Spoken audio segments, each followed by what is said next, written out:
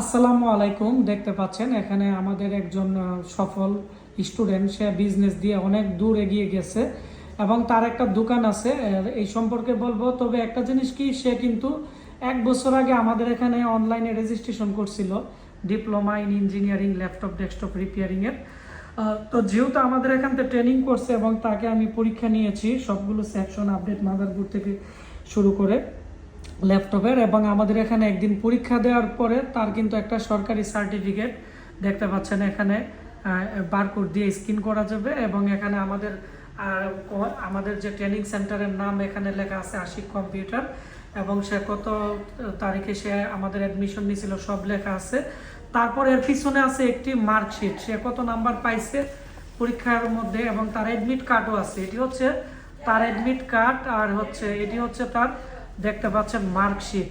সে মোটামুটি প্লাস পাইছে, এবং এখানে প্রত্যেকটা জিনিস কিন্তু অনলাইনে ভেরিফিকেশন করা যায়। তো যারা ল্যাপটপ ডেস্কটপ রিপেয়ারিং নিয়ে ট্রেনিং আপনারা আমাদের এখানে করতে যাচ্ছেন, এরকম আপনারা আমাদের কাছ থেকে অ্যাডমিট কার্ড থেকে শুরু করে রেজিস্ট্রেশন নাম্বার, তারপর হচ্ছে সার্টিফিকেট, তারপর হচ্ছে সব কিছু কিন্তু আমরা এখানে ডকুমেন্ট আকারে দিয়ে থাকি, এবং এগুলো অনলাইনে ভেরিফিকেশন করতে পারবেন। তো এরই প্রেক্ষাপটে আমরা দেখতে পাচ্ছেন যে দর্শক আছে বা আমাদের যে স্টুডেন্ট আছে, তার সফলতার গল্প শর্টকাটে আপনাদের সাথে শেয়ার করবে। তো কেমন আছো তুমি? আলহামদুলিল্লাহ ভালো।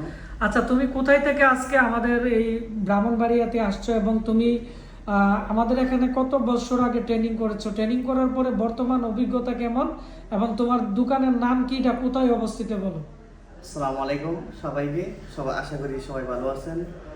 তো বন্ধুরা, আজকে অনেকদিন পর আমি স্যারের এখানে আসছি। আমি 2022-23 সেশনের স্টুডেন্ট ছিলাম। তো আসলে আমি কম্পিউটার হার্ডওয়্যার সফটওয়্যার প্র্যাকটিক্যাল কাজ করি। তো স্যার হাতে কলমে শিখাইছে। তো আমার গভর্নমেন্ট কোনো সার্টিফিকেট ছিল না। তো স্যার এখানে এসে আমি 2024-এর পরীক্ষা দিছি। তো সার্টিফিকেট অর্জন করলাম, সরাসরি গভর্নমেন্ট সার্টিফিকেট। আর আমার দোকানের নাম হচ্ছে Rajiv computer and hardware lab.